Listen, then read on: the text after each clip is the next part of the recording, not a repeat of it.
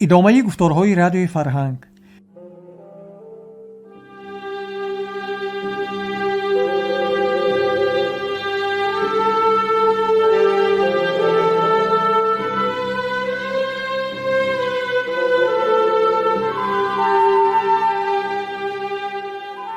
شنوندگان عزیز، حالا از سلسله خوانش بدیعی داستان استاد صدرالدین عینی داخونده را شنوید. گفتار 38م.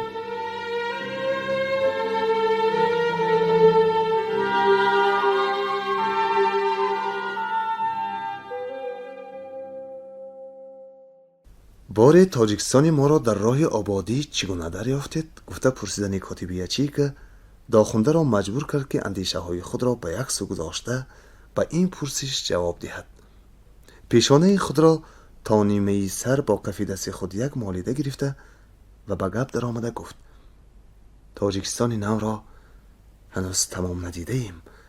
آن چیزی که در این مسافت اندک از راه آهن تا اینجا دیدیم ما را در حیرت انداخت. آن جاهایی را که پیش از این چند سال دیده و وجب می دانستیم قریب است نشناسیم. باره در راه تشویش زیادی نکشیدید؟ کاتب پرسید. چیزی که ما را زیادتر در حیرت انداخت همین آسودگی راه بود. کوه و کوتل‌هایی را که ما پیشتر روزها گشته با جانکنی بسیاری بزرگ می گشتیم، حالا با چند ساعتی به آن که مانده شویم پای پیاده طی کردیم. معلوم می شود که شما از ایستگاه راه آهن تا اینجا پیاده آمدید. اگر می خواستید اتومبیل هم بود. حکومت نه تنها راه ها را درست کرده ایستاده است، بلکه موافق این راه های درست شده اتومبیل و اتوبوس هم آورده ایستاده است. روندگان با آسودگی از جای به جایی می روند. اگر شما تاجیکستان نو را درست سیاحت کردنی شوید، بعد از این با اتوبوس سیر کنید. در آن صورت در مدت اندک بسیار جاها را می بینید، خصوصا جاهای نو آب برآورده شده را که در آن جاها کالخازها و ساوخازها برپا شده‌اند دیدن در کار است. نمونه تاجیکستان نو آن جاها حساب می یابند. رفتهای اتومبیل و اتوبوس ها هم در آن جاها بسیارند. کاتب یچی که پیاله چای را که به سبب گرمی صحبت از خنک شده رفتنش خبر نداشت، با اشارت معلم برداشته یک قل کرده فرو برد و باز به گپ در آمد. آره، با آن راههایی که در زمان امیر برای تاراج کردن یک قشلاق چنان که قشلاق دیگر خبر نیابد ساخته شده بود، یعنی با آن بیراهی که قشلاق را از قشلاق، دره را از دره، شهر را با تمام اینها از مناسبت باز می داشت، در راه پیشرفت مملکت کار کردن ممکن نبود. آوردن مالهای صناعت، اسباب دهقانی و اسباب مدنیت به مملکت و برآوردن مالهای داخلی به بیرون، برپا کردن کارخانه ها و مکتب ها راه باب ساختند. ما را که مملکت را مانند یک خانواده کرده بالا برداشتنیم، ما را که جمعیت نوی به اصول سوسیالیستی می خواهیم سازیم، از همه پیشتر راه در کار بود. بنابراین حکومت در قطار دیگر آبادی مملکت درباره راهسازی هم پول و مهنت را دریغ نداشت.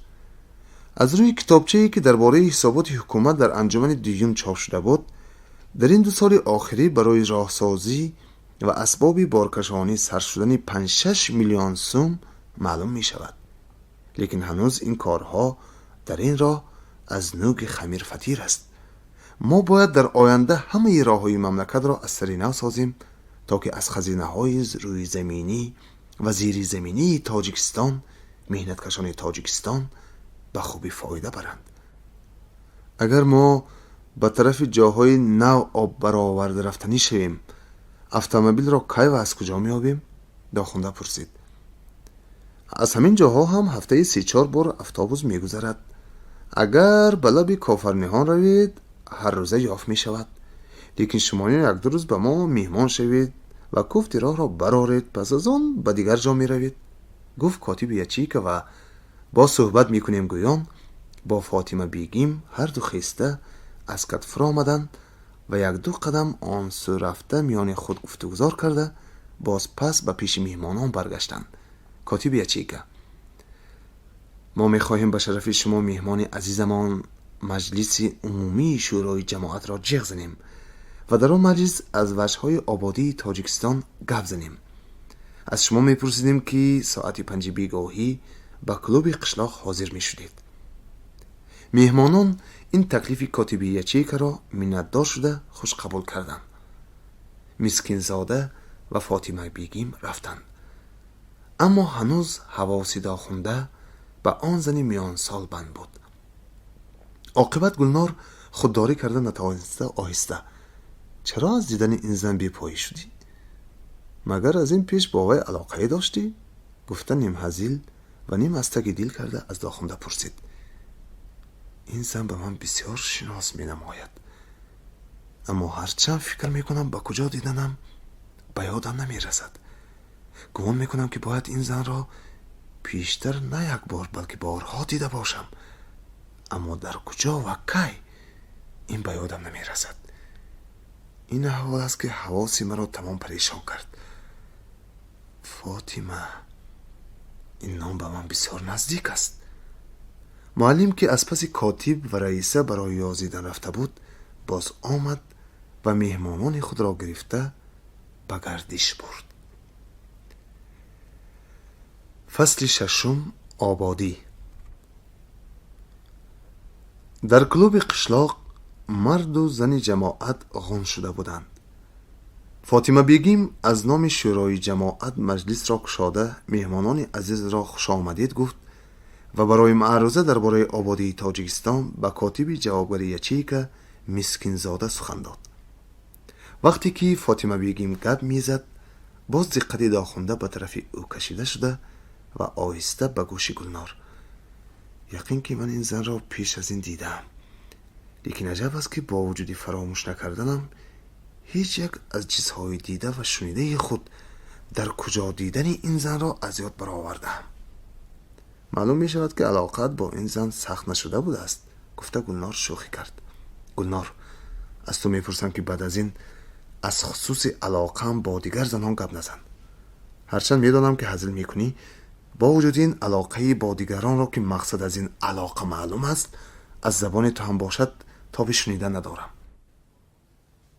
مسکین زاده به گپ در آمده پس از آن که 3-4 کلمه درباره احوال عمومی خارجی و داخلی سخن راند گفت: من درباره کارهایی که در قشلاق خودمان کرده شده است و کمبودی هایی که در اینجا هست چیزی نمیگویم، زیرا همه اینها به پیش چشم هممان معلوم است. مهمانان عزیز ما هم یک قسمش را دیدند، یگان روز دیگر در اینجا مانده بقیهش را هم خواهند دید. من میخواهم درباره کارهای عمومی که در راه آباد کردن تاجیکستان کرده شده است و شده ایستاده است کوتاه کرده چند دهن گپ زنم. رفیقان، تاریخ آبادی تاجیکستان از انجمن یکم سر می شود که از 3 سال کمتر وقت گذشته است. خیلی کارها به میدان آمد. در نتیجه ویرانکاری های باسمچیان تاراجگر کشتکار مملکتمان از 160 بود. چارواداری باشد کم شده بود. در این 3 سال میدان کشتکار و چارواداری به درجه پیش از جنگی خود رسید. از جمله کشتکار پختکاری که پیش از جنگ میدان خردی را فرا می گرفت و در زمان باسمچیگری تماما نیست شده بود، حالا از چند 10,000 گیکتر گذشت. البته این کارها خود به خود نشد.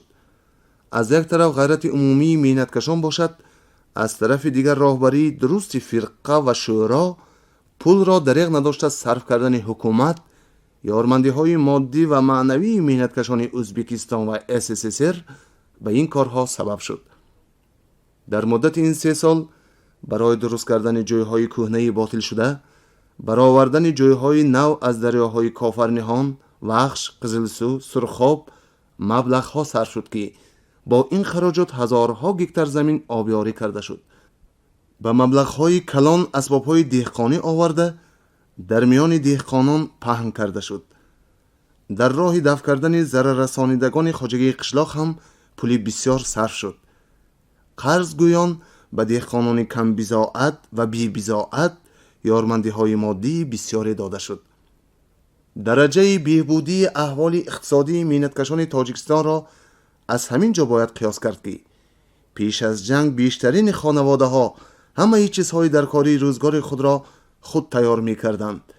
احیانا بعضی چیزها خران هم به طریق معاوضه مال از یکدیگر می خریدند.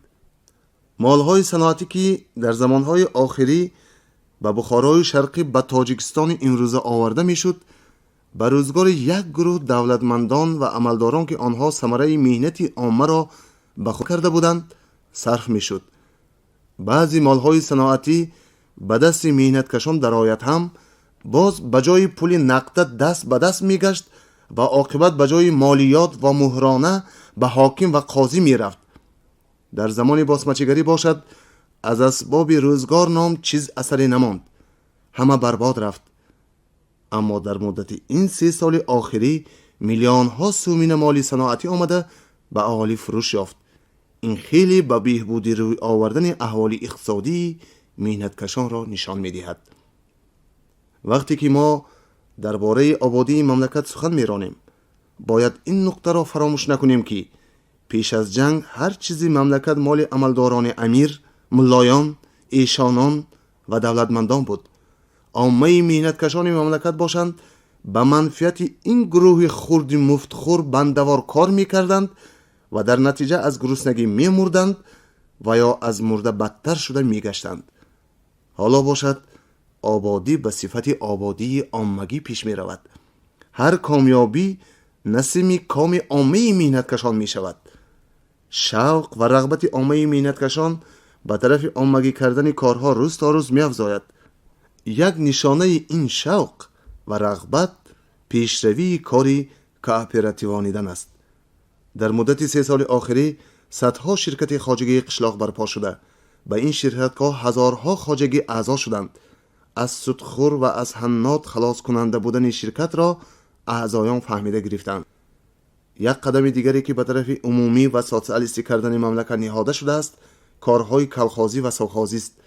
در مدت این 3 سال در مملکت ما صدها کلخاز، خواجگی کلکتیوی و سوخاز برپا شده است که این سرخباری با اصول سوسیالیستی از سر نو ساختن خواجگی قشلاق است. آن همین نقطه است که مبارزه صنفی را شدتناک کنانید. هر قدر که مهنتکشان به طرف عمومی کردن خواجگی نو میل و حرکت می کنند همان قدر هم دشمن صنفی بر ضدیت خود می افزاید. دشمن صنفی به صفت ملایان از نام دین به مقابل کلخاز و سوخاز اغواها پهن می کنند. به شوراهای قشلاق نماینده های خود را در آورده کار را به دست خود گرفتنی می شوند. به کلخاز در آمده فکری مهنتکشان را زهرآلود کرده کلخاز را ویران کردنی می شوند. مال و اشیاهای کلخاز را می سوزاند. فعال و فعالگان مهنتکشان را در کنج و بخیله ها می کشد، می کشاند و مانند اینها. به این گونه کارهای عکس انقلابی دشمنان صنفی تنها هوشیاری صنفی مهنتکشان مقابله کرده می تواند. انا این نقطه را باید هیچ مهنتکش از خاطر خود نبرارد. یک پیشرفتی که باید ما از یاد نبراریم پیشرفت کاری نگهداری تندرستی مهنتکشان است. در زمان امیر بیمار شدن با مردن به یک معنی می گشت. هر مهنتکش که بیمار می شد وی می مرد. اما در این 3 سال بیمارخانه ها، دکترخانه ها و داروخانه ها کشاده شدند که به اینها مبلغ ها صرف شده است. از کسلخانه ها از 32 حصه فایده بردگان تاجیکانند. آن تاجیکانند که در زمان پیش از بیمار شدن در زیر تازیانه ایشان دعاخان جان می دادند. رفیقان، ما از همه راه پیش می رویم.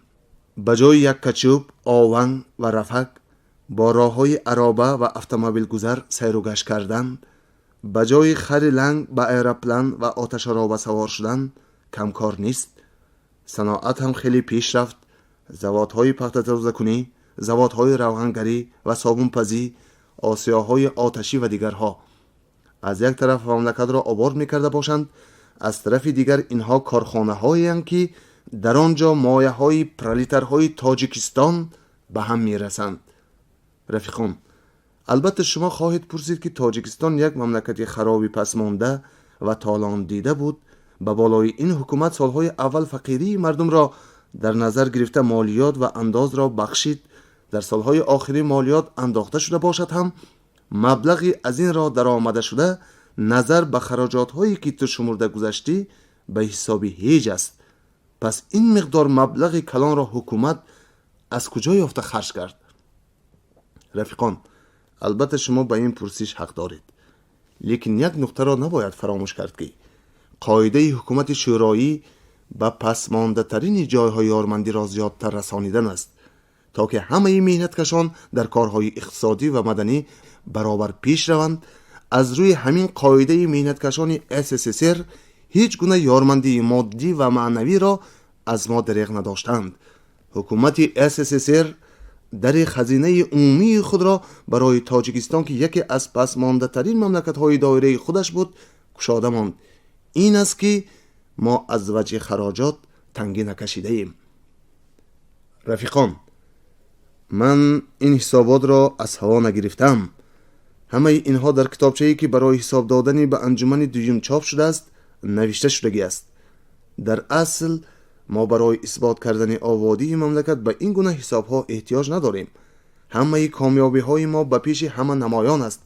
هر کس می‌بیند که و می‌داند تاجیکستان در این مدت تا کجاها بالا رفته است. در این وقت که روز بیگاه شده دنیا را تاریکی فرا گرفته بود، یک بار چراغ‌های الکتریکی برافروخته درون کلوب را چون روز روشن کرد. کاتب یچیک به سخن خود دوام کرده گفت: من درباره مملکت دیگر چیزی نمیگویم. همین چراغ‌های الکتریکی که در پیش چشم شما برافروختند میگویند که مملکت ما در مدت 3 سال از دوره چراغ سیاهی روغن زغیری به دوره الکتریکی گذشته است. قرصک‌زنی آسمان کفی از اهل مجلس برخاست. مسکین زاده هم زنده باد آینده درخشان ما گویان سخن خود را به پایان رسانید. یک مهنتکش لقی با رخصت رئیس مجلس برآمده پس از مهمانان را از نام ملت‌های میده تاجیکستان تبریک کردن گفت: یک سبب خرابی مملکت در زمان امیر این بود که عملداران و دولتمندان مهنتکشان ازبک، تاجیک، قزاق، ترکمن را با یکدیگرشان جنگ میانداختند. حتی دروازی و خیایی، قراتیگینی و غرمی گفته ولایت را بر سر ولایت دیگر میخزانیدند. در نتیجه مملکت خراب، خانه مهنتکشان ویران میشد. اما عملداران و کلان شوندگان باشند در سایه این اغواگری خود آسوده حکمرانی کرده خون مهنتکشان را میمکیدند. حالا با راهبری فرقه و حکومت شورایی این گونه ضدیت‌های ملی برهم خورد. همه مهنتکشان ملت‌ها از یک گریبان سر برآورده به مقابل یک گروه عملداران و مشت‌زوران برخاستند. همه مهنتکشان ملت‌ها مشت را به یک جا زده برای آبادی مملکت و به این واسطه برای درست کردن طرز زندگانی خود می‌کوشند. در وقتی از نظرگذرانی آبادی مملکت و سبب‌های وی درست حل شدن مسئله ملی را هم گفته گذاشتن در کار است. فصل 7: موش مرده. داخونده سخن گرفته پس از آن که برای خوش قبول کردن جماعت و مهمانداریشان از جانب خود و گلنار منتداری بیان نمود و گفت: آره، تاجیکستان ما پیش رفته است و خواهد پیش رفت. این پیشرفت ها کامیابی های کلانند. تاجیکستان پس از آن که باسمچیان را نیست کرده فرصتی کار کردن یافت، در اندک وقت به این همه پیشرفت ها کامیاب شد. لیکن چنان که معروضچی گفت هنوز دشمن ما زنده است. مانند مار سرکوفته سر خود را به سوراخ کشیده باشد هم باز زنده است. عملداران، مشتران، یعنی کسانی که آبادی خاندان خود را در خرابی مملکت ما می‌بینند، پیشرفت های ما را دیده نمی‌توانند. هر چقدر که ما پیش رویم دشمنی آنها هم همان قدر زیاد می شود. اگرچه حرکت جان کنانه باشد هم حرکت خود را زیاد می کنند. خروج آخری فوزیل مختوم یکی از این حرکت های سخت جان کنانه بود. آره، خروج فوزیل از حول جان بود. فوزیل مانند سگی که در باغ برای انگور دزدی می آید و با خبر یافتن باغبان به در و دیوار در افتاده عالمی را خراب کرده می‌گریزد، پس از یک چند قشلاق‌ها را خراب کردن و سوختن و یک چند جوانان و زنان را کشتن و به در آویختن گریخت. آره، فوزیل گریخت، لیکن این را هم نشان داد که دشمن ما هنوز زنده است. دشمن داخلی و خارجی ما زنده است. اگر فرصت یابد سگان را به طرف ما برمی‌انگیزاند. بنابراین به ما لازم است که برابر پیشرفت‌های خود در برهم زدن دشمن صنفی خود نیز کوشش کنیم. دشمن باید تماما نیست شود تا که احتمال دیگر بار جنبیدن و دم زدنش نماند. در آن صورت ما می توانیم در راه آباد کردن مملکتمان آسوده کار کنیم و این مملکت خراب شده را از سر نو با اصول سوسیالیستی سازیم. این نقطه را هم نباید فراموش کرد که دشمن همیشه با تیغ و تفنگ روی راست می براید. گاهی می شود که خود را موشی مرده کرده نشان می دهد، اما از خراب کردن انبار دست نمی کشد. این گونه دشمن از دشمن روی راست بدتر است. از دشمن نهانی باید زیادتر حذر کرد. سخن داخونده با چپک زنی های غلغله‌دار تمام شد. رئیس مجلس می خواست به دیگری سخن دهد. از پایان کسی سوال گفته فریاد کرد. رئیس نوشته ده. در آخر مجلس جواب میشنوی گفت. سوال من از جماعت است و همین وقتی است. در آخر مجلس وقتش میگذرد. پرسد از هر گوشه صدا برآمد. برای سوال از نوبت بیرون به سنگین زاده سخن داده می شود گفت رئیس. در مجلس ما موشی مرده پیدا شده است. میمانیم که او در اینجا ماند یا پیش میکنیمش؟ کیست این موشی مرده؟ نشان ده. گویان از هر گوشه یک صدا. این موشی مرده پسر همراهبای است که انا در این گوشه سری خود را درون کشیده نشسته است. در وقتش پدرش خون اهل دره را میخورد. این هم همان کسب پدرش را پایدار کردن میخواهد. غلغله دور شود، زود دور شود.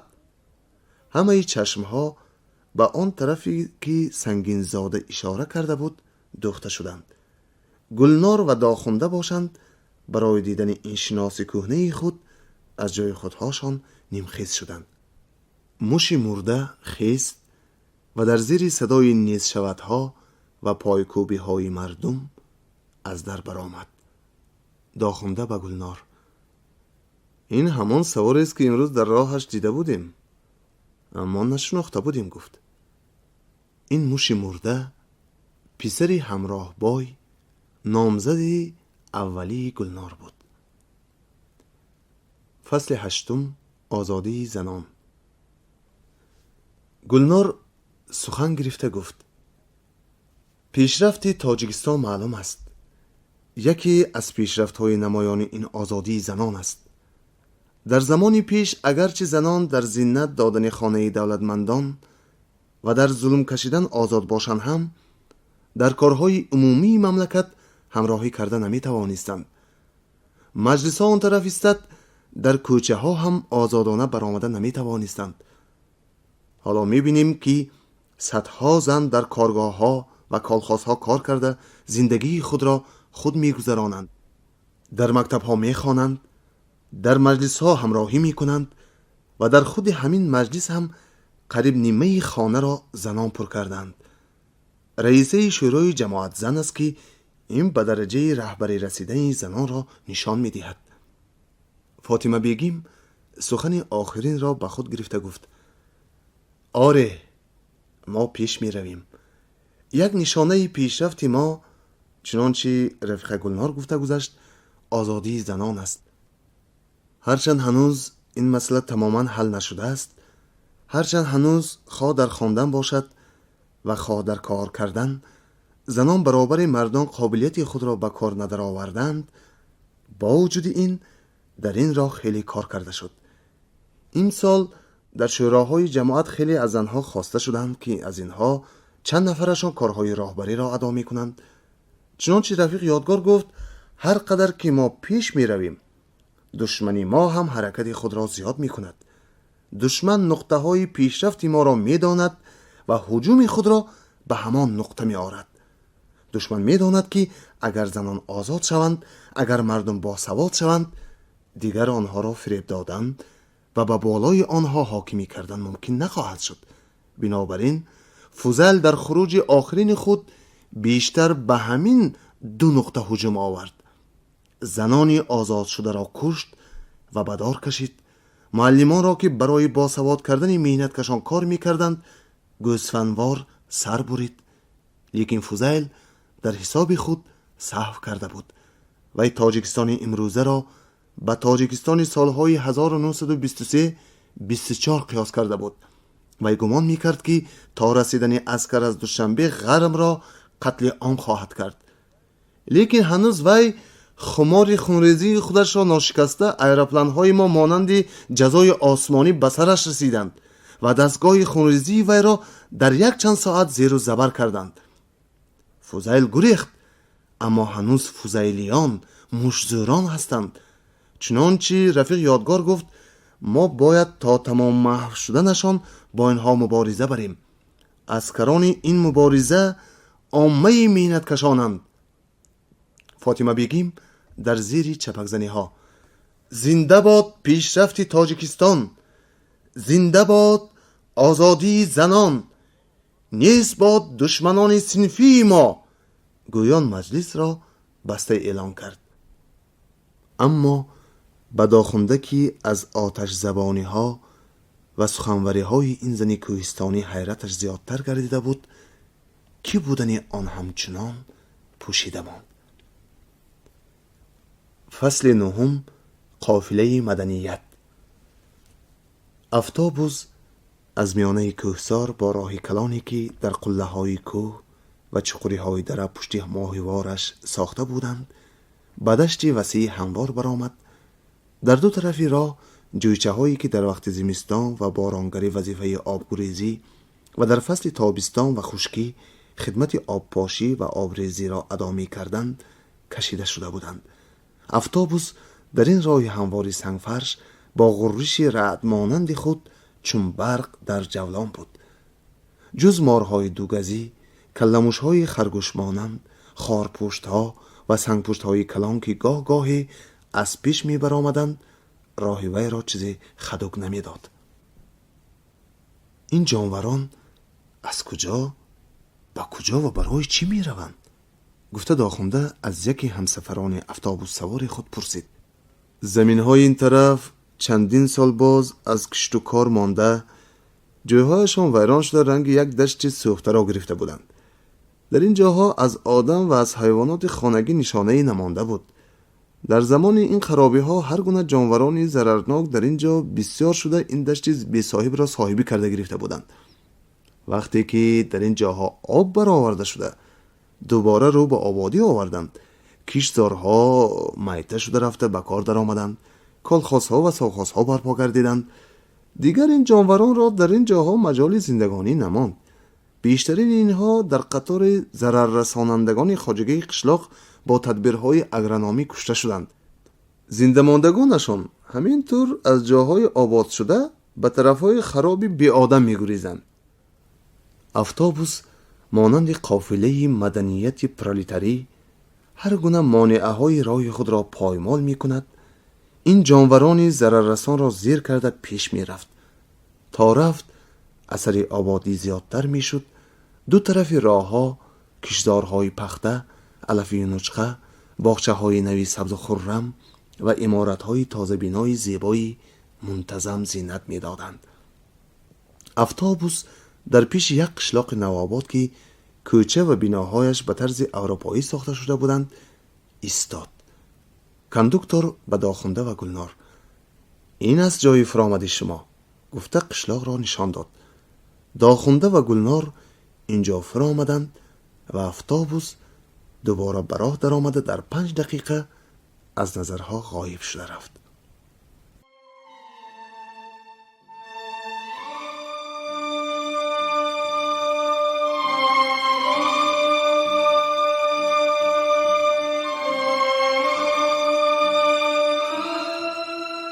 شما از سلسله خوانش بدیعی گفتار 38 را از داستان استاد صدرالدین عینی داخونده شنیدید. راوی حبیب الله عبدالرزاقов.